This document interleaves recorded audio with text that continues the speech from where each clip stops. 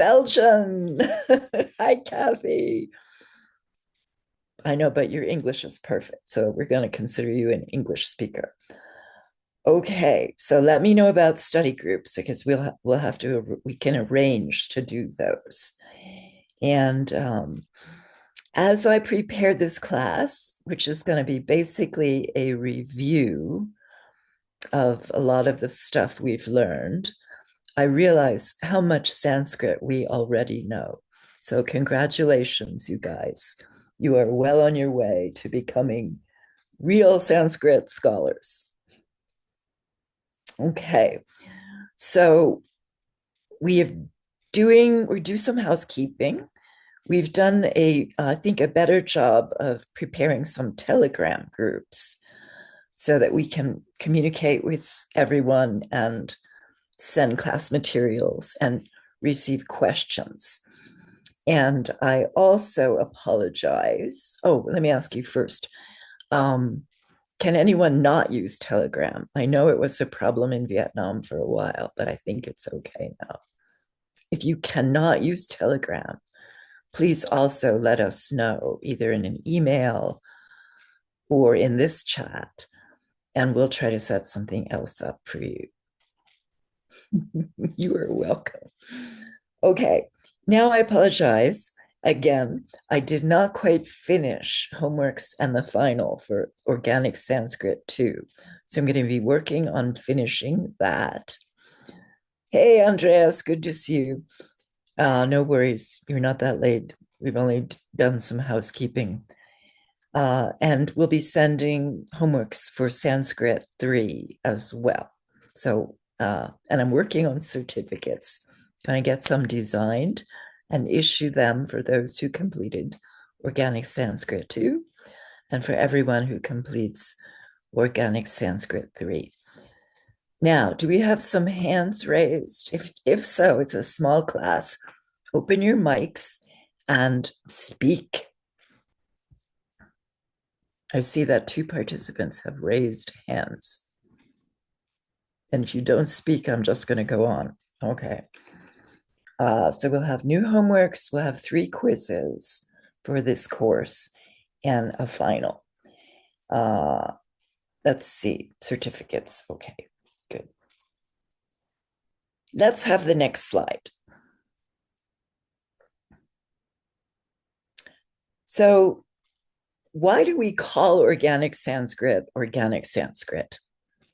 I know we've talked about this a bit before, but it is an unusual way of teaching and learning Sanskrit. It's Geshe Michael's term. He chose this name for our series. And it goes back to why we're doing this. Many of us are attracted to Sanskrit for reasons we can't explain that well, but we love it. Yet, the main reason to study it in this somewhat formal way is to enable us to become eventually translators. And and for Geshe Michael, translation is everything, as you all know if you've studied with him before. Now, of course, his main translation milieu is Tibetan, but Sanskrit is also very important. And we are helping him by studying Sanskrit, spread the Dharma around the globe. And that is amazing. So please, that's fine, Albina. I'm glad to see you. Please appreciate that in yourselves and please dedicate that. But the reason we call it organic is because as translators in training, we are going to attack Sanskrit. I shouldn't use a violent word. We're going to approach Sanskrit as the text presents it to us. And that is not always according to some systematic procedure that a grammar book might teach you. So we are doing it in a sort of wet and wild way. And we may approach issues in Sanskrit that don't come up in a grammar book until maybe much later in our studies. Okay, any questions? Great, let's go to the next slide. Yeah. Oh my gosh, look at that weird font. Okay, we're going to have to work on that. That is not Sanskrit 2003, but it's still Sanskrit. I want somebody, a very brave person, to open their mic and tell me, what is that first word? This is Devanagari. Tata. Tata. Perfect. Tata. That's tata. All right, so since you're so good, somebody else tell me the second word. Dhuna. All right, get the longs and shorts a little better. Dhuna. Do not.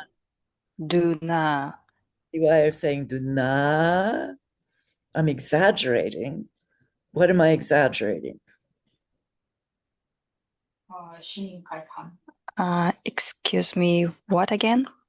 Which sound am I exaggerating when I say do not? Yeah, no. Yeah, but is it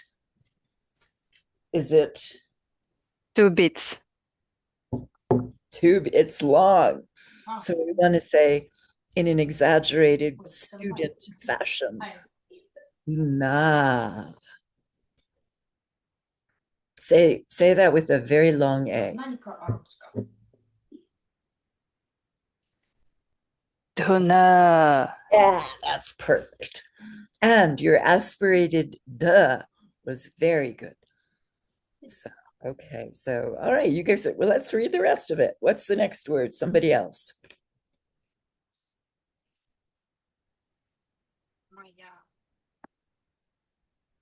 Open your mics. You can do this. Maya. Yeah. Say Maya. Maya. That's perfect. See, did you see the 2 beats for the Yeah. Yeah. All right, now the next one is really hard. I won't be upset if no one gets this one. This one has a strain. Karyam. Karyam. Where's the long A? Ka is first syllable. Where? First syllable, yes. So say it with a really long A only in the first syllable. Ka. Say the whole word. Karyam. Karyam. Karyam. Karyam. Karyam. Yeah, do you see the way it sounds different to your ear? Mm-hmm. Karyam. Good. All right, the next one is easy. Somebody else. Well, it's not that easy, I guess. It's only 2 letters, 3 letters, but it's a compound consonant.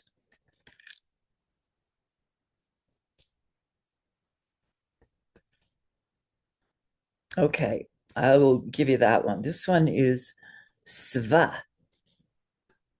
And it's a little word, it's a pronoun meaning me, myself, but that it's a half of a S, a S, and the other half is the V. So it's a combined consonant. So it's sva. So that's not that easy to read. Okay, the next one is longer, but it has no combined consonants. So what is that? We've already seen the vowel in the second word there. Who can parse this word out? Kulochita. Kulochita. Perfect. Now, is there any long vowel in that word?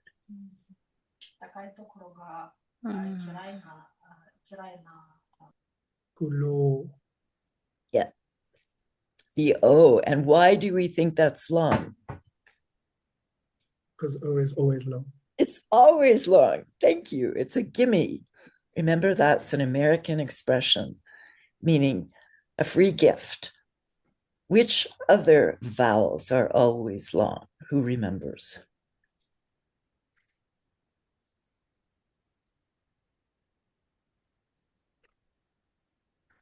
A little review. O is always long. And E. A is always long. Two more, the diphthongs. The I. yeah. O, O Ow. we got O, we got O, A, I, and E, Ow. E, Ow. ow. E is not always long. E is not always, indeed. sometimes not. Ow is the fourth one. So we have A, I, O, ow, always long. So those are the four gimmies. The other five vowels can be either way. So we have to look at the vowel markers to know whether they're long or short. Okay, so this word is kulochita, kulochita. And what about yes, the next one we can do too, no compound consonants in that one. Karinam. Karinam, right. How many long vowels? 2. And was that Kathy who said E? Because I want to ask you, Kathy, about this I. How do we know if it's long or short? It's short because it's on the left side of the consonant. Exactly. And it's tied to that consonant with a marker up above the sutra. So we know it's a short I. Karinam. And what do we know about that N? It's retroflex. Retroflex, or in this class, we tend to say cerebral, because it helps me at least to remember that it's going straight up into my brain or cerebrum. Yes. I try to remember. Thank you. There are, in other traditions, there are other terms for many of the grammar points we're studying. So certainly not wrong. And I think often Geshe Michael and some of the other mixed nuts who are the translators may use the term retroflex as well. Okay, let's see. I think we might be able to do the first word in the second line. If you remember what a compound consonant may be like, it has a compound consonant at the end. Does anyone know what that is? Sia. Yeah. It's the same sa that we saw in sva in the line above, but it has a ya attached to it instead of a va. So what is that word? Nirmalasya. Nirmalasya. Exactly. Any long vowels?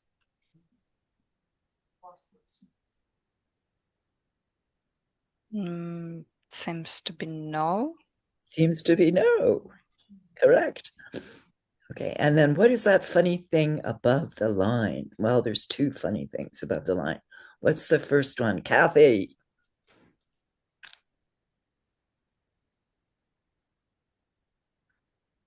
I don't know if Kathy is still with us. What's the first funny marker above the line there?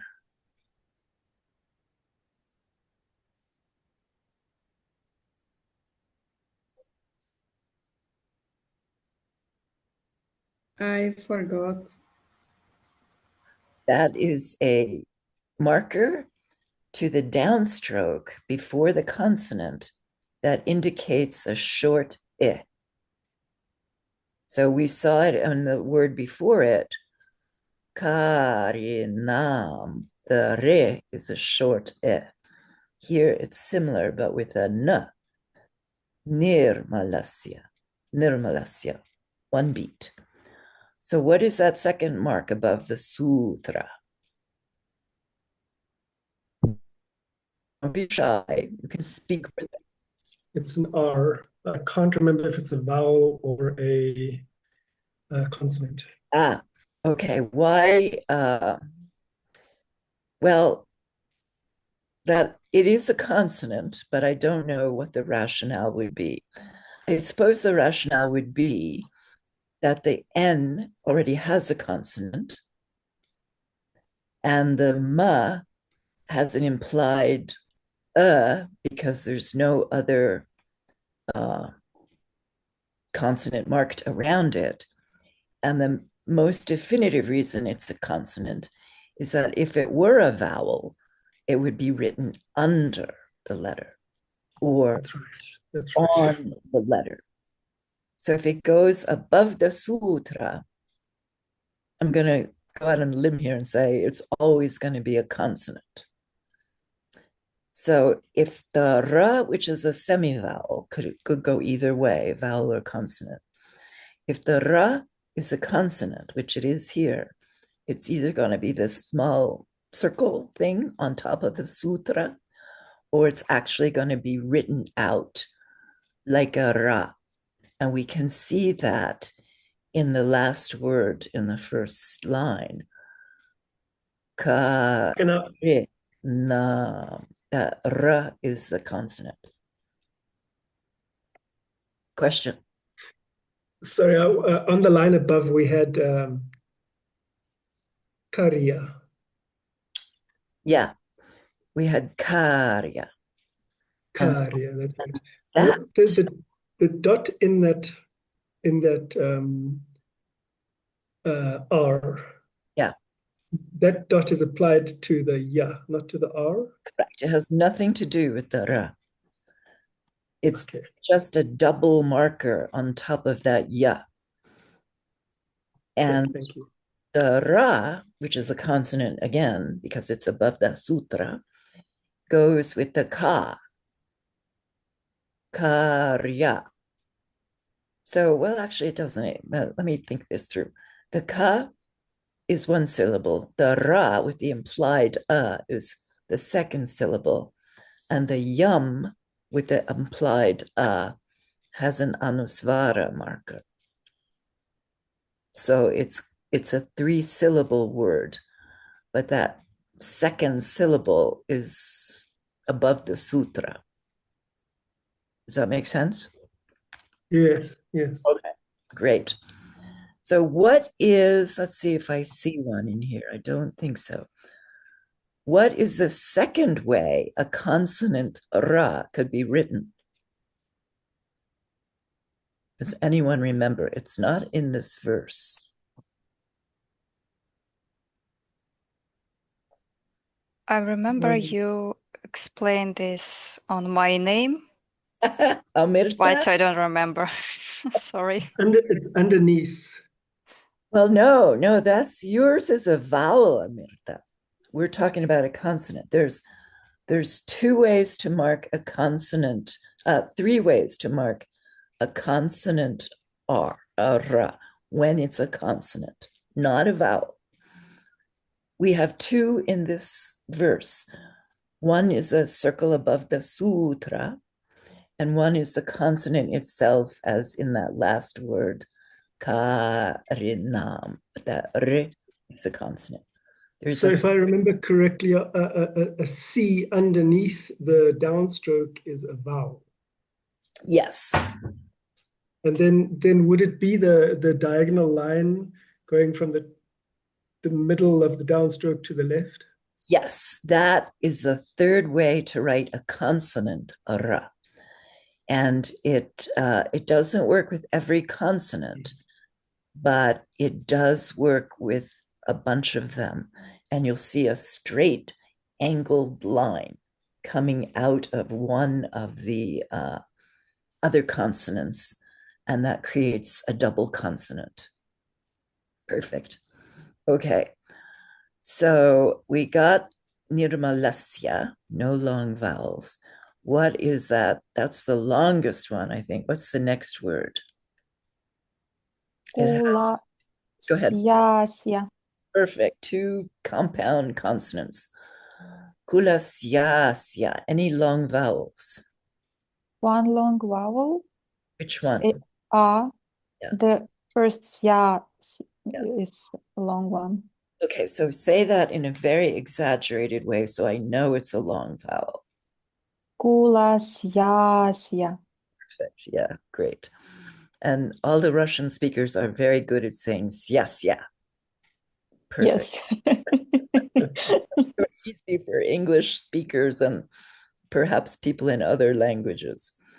All right, now we have, I don't like this font. I'm going to work with our production team to get a better font. But there is one very challenging double consonant in this next word. What is the double consonant? Is it the D and the K?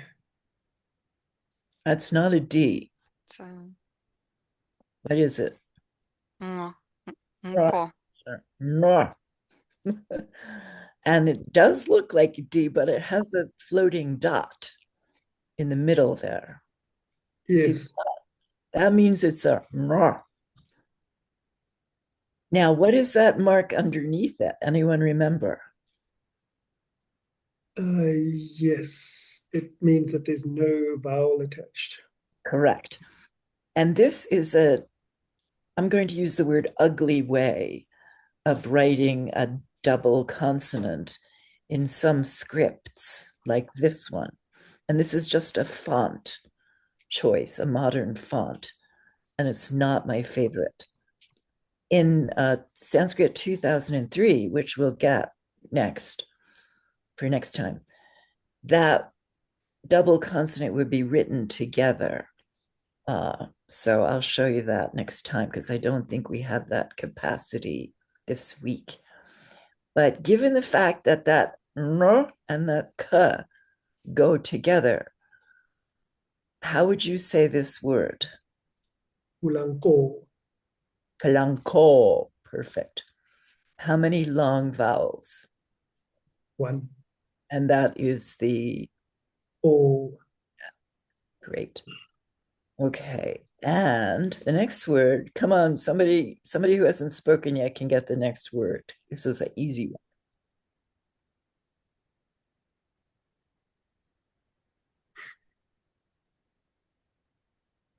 Be brave, open your mics, take a guess. It's okay if you're wrong. All right, someone else. Polanko Naphavet Yatha. Oh, you did the whole thing. Sorry, I just remembered this mantra. Very good. Na bavid yata. Okay. So again, we see that mark under the da in baved, which means there's no consonant following it. Normally, I would expect to see this written bavedyata with the da and the ya combined. But this font has chosen to break it up this way. So this is a slightly unusual, not a usual way of writing it. If the da and the ya were combined, as they would be in many fonts, it's a very unusual looking double consonant, which we'll look at in other contexts. Okay, that was good. I didn't know if we could do that or not. It's interesting that the V is not a closed circle in this font. All right, I don't understand that comment. The V? Oh, yeah. Yeah. Bavid. Yeah. Yeah, this font is idiosyncratic to my mind. I'm not a fan of this font, but it is a V. And it's good for us to see other things and not get used to only one way.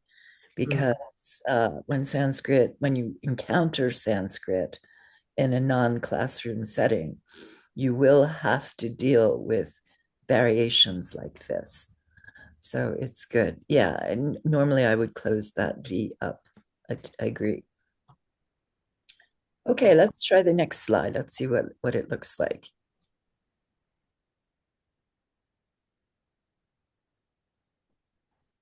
Okay, so I put this in. What is the transliteration system that we're using in our classes? When we put the Sanskrit in Roman letters, we use a certain system. I asked. Yes. I asked. I asked. And what does that stand for? Does anyone remember? I know the first one. Yes, International. International. Yes, and it's really kind of it's such a basic name. It's hard to remember. Is it International American Sanskrit Transliteration? Oh, Something like that. no, I think it was invented by a British person or a German. International Alphabet of Sanskrit Transliteration. I asked, yeah. And it was created in the 19th century, which surprises me, but there it is, you know. Okay, so this is verse 3.26 of what work? What is the text that we're using in our Sanskrit classes? Bodhisattva. Aryavacharatara. Yeah, we have to learn. Bodhisattva Charya Avatara. Almost. You didn't pay attention to the long A's, though. Who knows where the long A's are in that long word? Bodhisattva Charya Vatara. Pretty good. The Bodhisattva Charya are all short A's. Bodhisattva Charya. Bodhisattva is a bodhisattva. Charya is a guide. Charya, all short. But the last one is avatara, but it's combined with the last A in Charya. So when those two A's come together, they make one long A. So it's bo long, bo di sattva charyavatara. Bodhisattva charyavatara. So we're going to learn how to say that. Can everyone open their mics and try that one at a time? Bodhisattva Bodhisattva Charya Avatara. Avatara, two long A's. And the O is long. Bodhisattva Charyavatara. One more time. Everybody. Bodhisattva Charya Avatara. Great. Andreas put it in the chat for us, so it's easier to look at it syllable by syllable. So, okay. So who wrote this master work? Master Shantideva. Yes. And what are his dates, approximately? 7th century? Yeah, well, 8th century, sort of 750-ish. So, yeah, I think he died in the 9th century. But we don't exactly know. So I just usually say he lived around 750, Common Era. And let's take a moment and how would you translate Bodhisattva Charyavatara into English?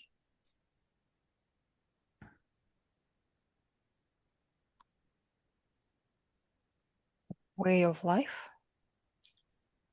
The classic way, and Geshe Michael has commented that he likes this translation, is guide to the Bodhisattva's way of life.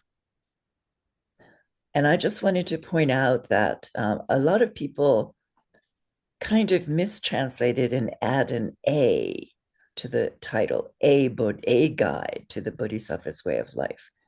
But I'm going to object to that and recommend that we call it guide to the bodhisattva's way of life. Because if we say it's a guide, that implies that there are many of them, that it's something common, that you can get one in any grocery store, you know, like a map of London or something. But it really is unique. So it's more like the one and only guide to the bodhisattva's way of life. So I think it's better to call it guide to the bodhisattva's way of life. I don't know how other people feel about it, but yes.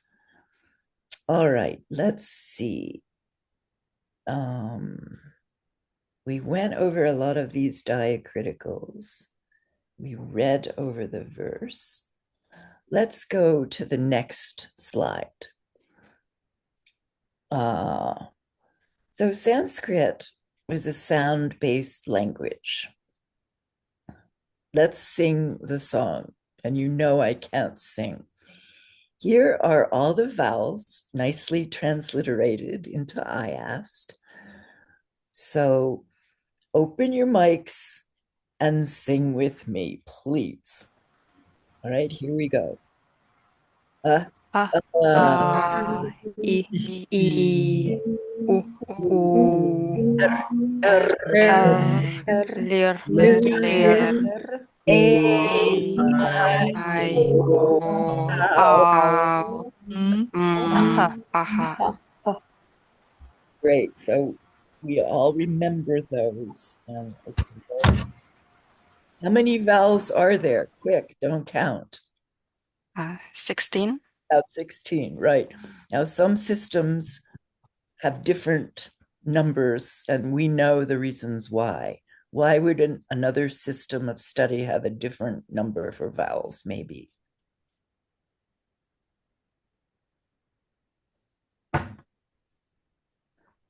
Some of them don't count the long lir, and some of them don't count the vowel markers which is anusvara, or which is visarga, as actual vowels, but we do. So yes. And why do I use a drum in class? We sort of went over that. The long vowels have 2 beats. What? 1 or 2 beats. 1 or 2 beats, long or short. So we already reviewed that the first 5 vowels, which are sometimes called the simple vowels, have 2 versions, long and short. And you have to look at the markers to know what they are in that particular word. But the middle 4, A, I, O, ow, are gimmies. They're always long, always 2 beats.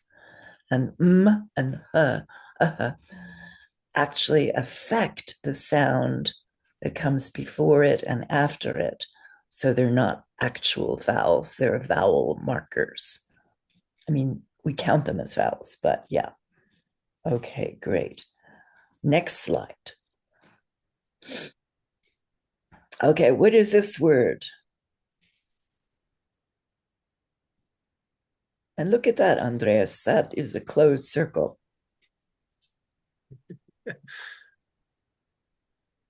Varga. Varga. Varga. Varga. Yes. It's any long vowels? No. And how many consonants? So 3. Yes, and one of them is a combined consonant because there's how many syllables? 2. Yeah, so it's var ga, and the r and the g are actually combined, and this is how it's written.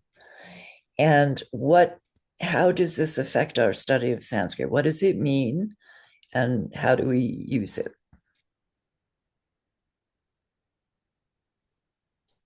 I'm not understanding your question. What does the word mean, varga? Uh, Class. Yeah, class or category.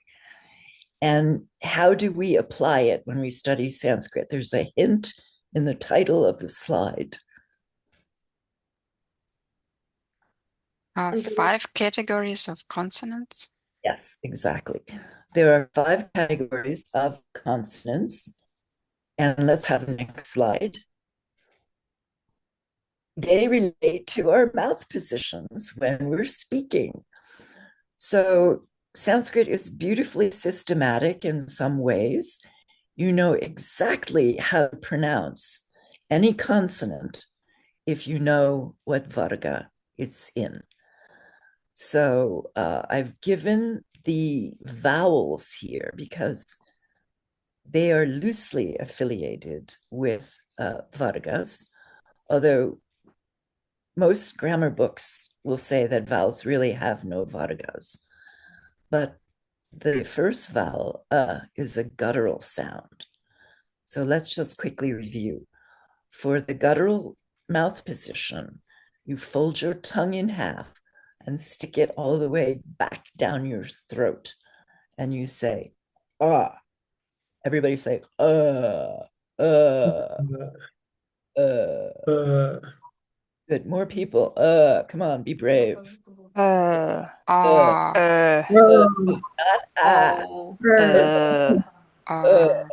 Good. And the second position, which is palatal, is where you sort of fold your tongue back, make it flat, and put it on the bump in the back of the roof of your mouth. Eh, eh, eh. eh, Eh, eh. So you see how that affects the quality of sound and how it's not like English, German, or Russian. It's unique to Sanskrit. Eh, eh. Practice a little more. Yes. And then the cerebral, or as I think was Kathy said, retroflexive position is straight up into your cerebrum. And this is, we use the letter R, R. So put the tip of your tongue straight up in the middle of your palate, hard palate, and say R, R, R, R. Really good. And our wonderful worldview production producer, Amerta, who is in this class, has one of these vowels in her name. Amerta, Amerta. Say Amerta. Amerta. Everybody say Amerta. Amerta. Amerta. Very good. Yeah. And what does Amerta mean? Anybody but Amerta. Deathlessness nectar. Yes, deathless nectar. Is the privative, it means not. Mur is death, is the root of death. And ta is just something nominal. So Amerta, no death. Great. All right. And the fourth position is dental. This is the easiest for modern language speakers usually. And you put the tip of your tongue right on that bump behind your front teeth. Ta. And the vowel that's affiliated with it is the ler. So put the tip of the tongue right there and say ler, ler, Ler. ler. Ler. Yeah. Ler. More voices. Come on, ler. Great. All right. And the last position is labial. What do you do with your tongue? Lips. Yeah, nothing. It's not a tongue position. It's a lips position. So we use our lips to form, in this case, the vowel ooh, ooh, ooh.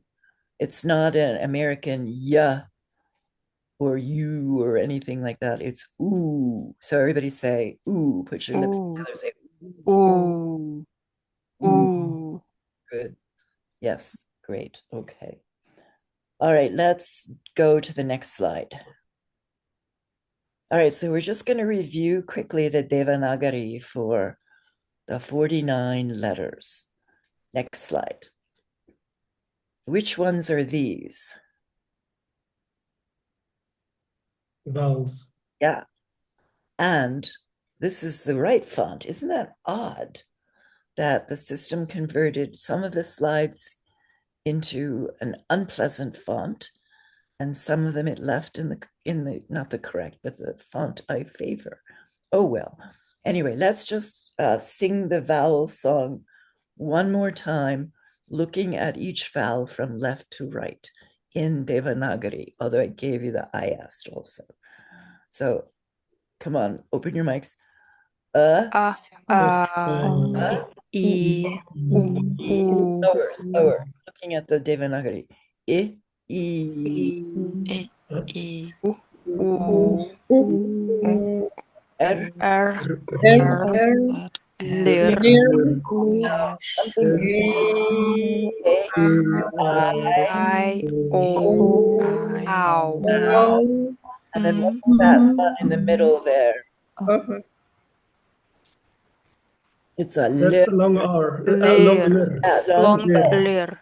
Lir. I just decided this is a letter that has no word.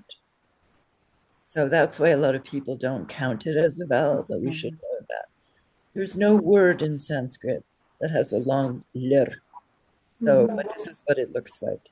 There used to be, I guess, 2,000 years ago. And the last two, So just remember what they look like in Sanskrit, because in Devanagari, because we've been looking at them in words. But the weird thing about vowels is you will almost never see them written in Devanagari in this form. The only time you typically see one of these forms in Devanagari is at the beginning of a line, when that word happens to start with a vowel. So otherwise, they are written in very different ways, which we have begun to learn about in an actual word. So that's why it's good to get familiar with this, but it's not that, how should I say, often that you see it written this way. Okay, so what other? Okay, so the only times you'll see them written normally is if the word starts a line and the word happens to begin with a vowel. All right, next slide. This is the I asked for all of the consonants. Usually we only see the main 25, which is the first 5 columns and the 5 rows. But I've added the semivowels and the sibilants to the end, so you can see which varga they're in. So this is a handy chart. So let's just recite the consonants.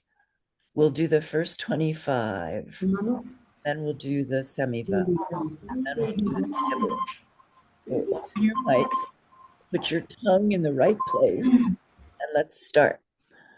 Ka, ha, Kha, G, G, H, Ng, Tra, Tra, Ja, Ja, Ja, Ja, Na, Ra, er, Da, Sha, Tha, Sha, Da, Tha, Ja, Na, Ra, Da, Tha, Da, ha, Tha, Da, Na, ha, ha, Ha, Ba, Ba, Ha, Ma, Now the semivowels, starting at the second varga. Ya, ra, Ja, Yo, Ra, La, Va, and the sibilants, which have the little orphan letter ha in the first varga. Ha, Ha, ra, Ra, Sha, Ra, Sa, All right, great. Ra. And let's just make a comment about the ra, because that is one of the more problematic letters for modern language speakers. We just went over how you say it when it's a vowel, r. When it's a consonant, you want to roll that R more like a Spanish or even a Russian R, like a ra. So if we say rasa, which means taste, like eka rasa, let's say rasa. So everybody roll your R's. Say rasa. Rasa. Rasa. Rasa. Now say amirta. Amirta. Amirta. Mirta. Mirta. It's between the vowel and the consonant. So the vowel is softer, more like a French R. And the consonant is more rolled, r. Amirta and rasa. Okay, great. All right, let's go to the next slide. And we're just reviewing here. You got, I forgot that one. This is a chart I made for you. I'm very proud of this, with all of the Devanagari in the Varga chart. So in case you're looking to see the different, get familiar with the Vargas for each of the consonants in Devanagari and not just in Ayast, which is more comfortable for us. This is a chart that you could refer to. And this is the proper Sanskrit 2003 font. So I think it's a good looking one. And look, I think this came up earlier in the first Varga, the last of the nasal of the nasal consonant in the first Varga. You see that dot there. And it does look, if you look in the third Varga, the third letter, which is a duh with a cerebral tongue position, they look exactly alike except for the dot. So you have to look out for that dot. All right, let's try the next slide. Just a brief review of roots.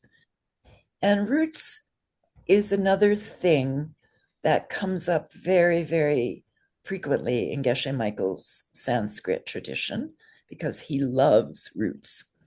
So we're always going to work with roots in this case. We have Sanskrit roots and Indo-European roots, and they're two different things. So the Sanskrit root, and here's an example, bu is the verbal root for being or becoming. And the root is bu, and the third person singular is bhavati. So we normally use the root and the third person singular when we're talking about a verb or a verbal root. And most of the roots are verbal, but everything comes from them, and verbs and nouns are made from roots. So there's the Sanskrit bu, and you notice that it's a long oo. So the vowel marker at the bottom of the ma, of the ba, is a long vowel. If it were flipped, it would be a short oo, and it means being or becoming. And here's another one, bud, and it literally means to regain consciousness. Isn't that a beautiful translation? Bud. So the Buddha is one who recovered his complete and total consciousness. And that's why it's so lovely to look at roots and their translations, because it gives you a lot of insight into nouns and other ways of translating things when you're working with roots. And I think that's why Geshe Michael likes them so much.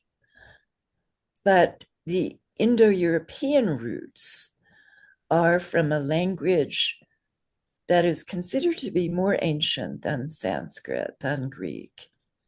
And it's much old. I mean, you'll see if you Google it that it's said to exist around 1700 BC, 2000 years ago. But in reality, I feel there are other sources which will show that it's much older than that. And the Hittites were the earliest hypothetical users of Indo-European. We don't really know a lot about who spoke it in what format. It comes up that it's the Assyrians and the Hittites and the ancient peoples of the ancient Near East, but we don't have a lot of information on the users.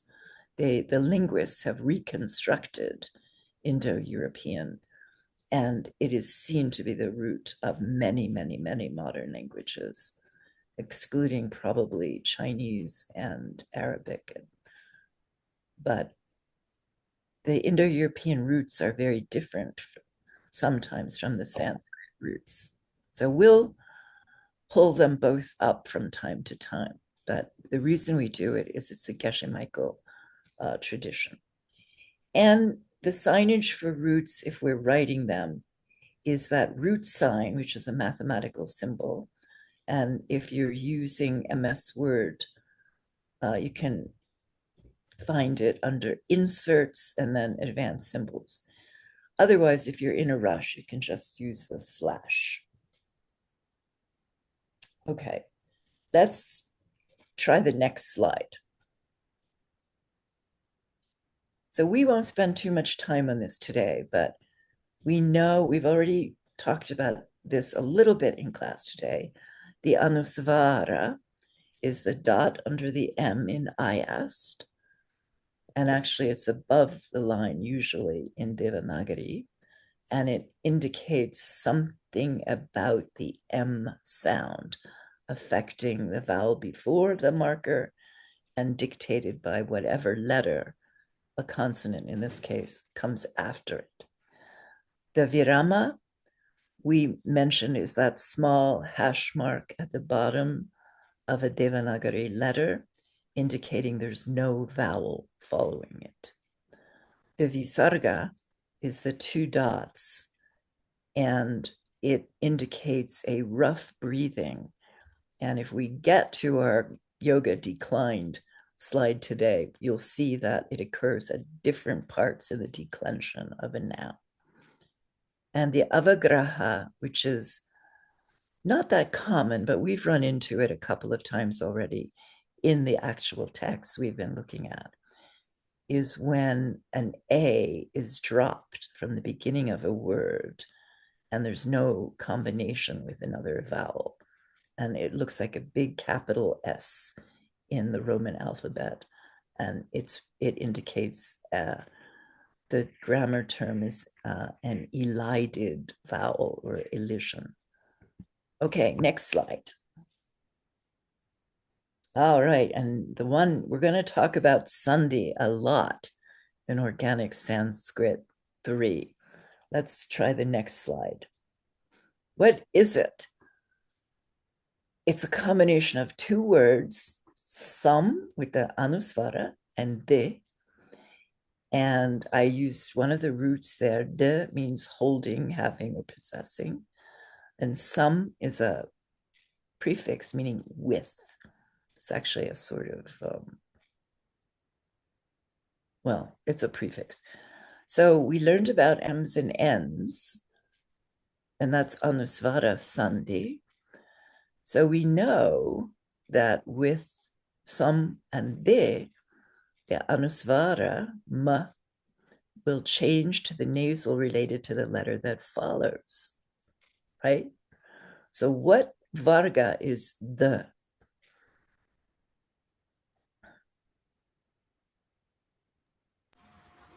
Third Varga. Third varga. And what is the name we use for that? We have two names. Cerebral or retroflex. Yes. And so what is the nasal associated with the third varga?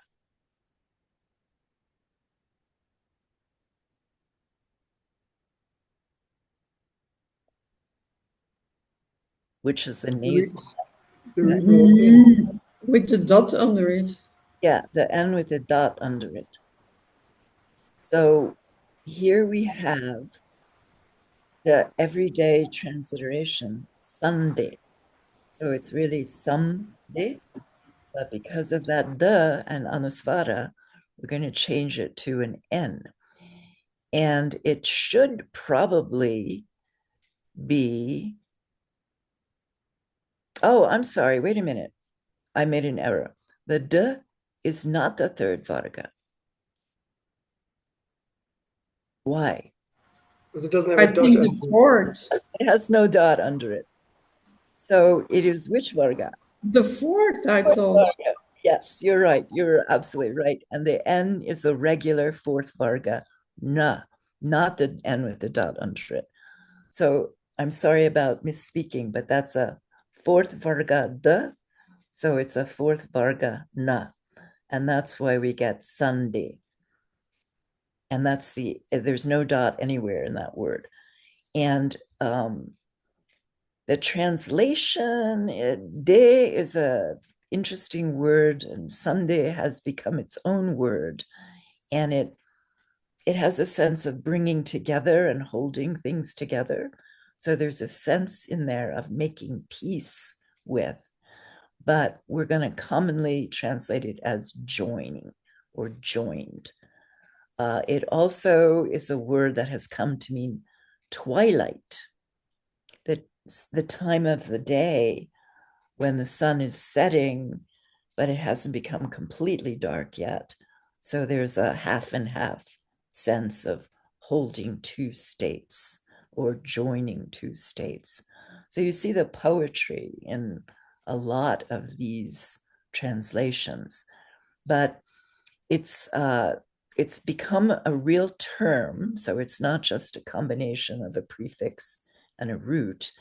And it's written in Devanagari as Sunday without Anusvara, but I might expect to see it the way I wrote it here on the bottom, Sunday, but it's just because it's become a word, it's written as Sunday.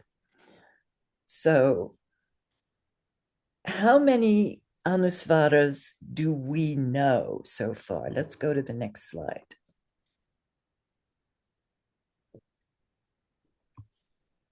Just one more slide. Yeah.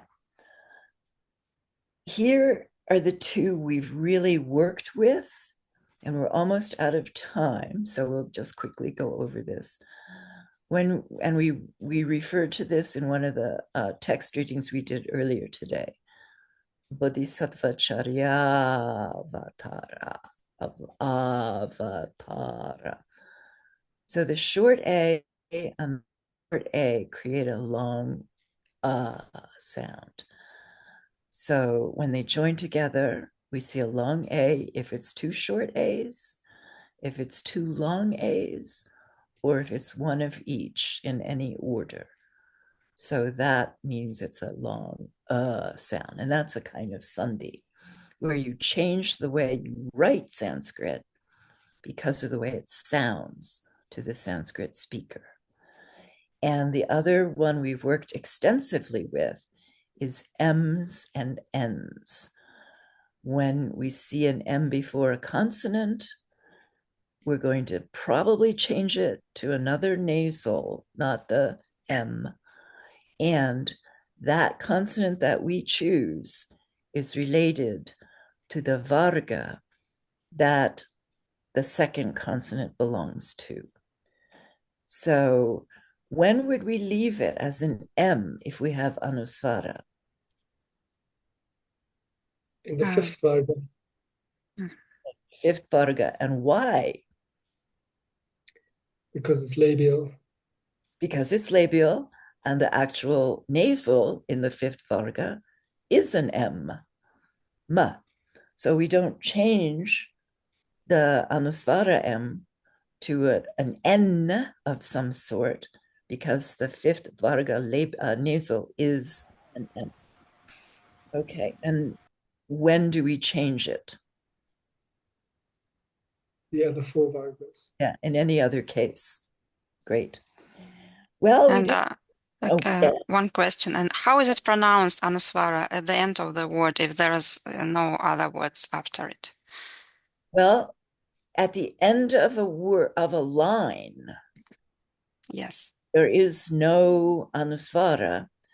And the reason there could never be anusvara is that anusvara affects the vowel before it, makes it more nasal, and it changes the consonant after it. But if anusvara would be at the end of the line, there's nothing after it.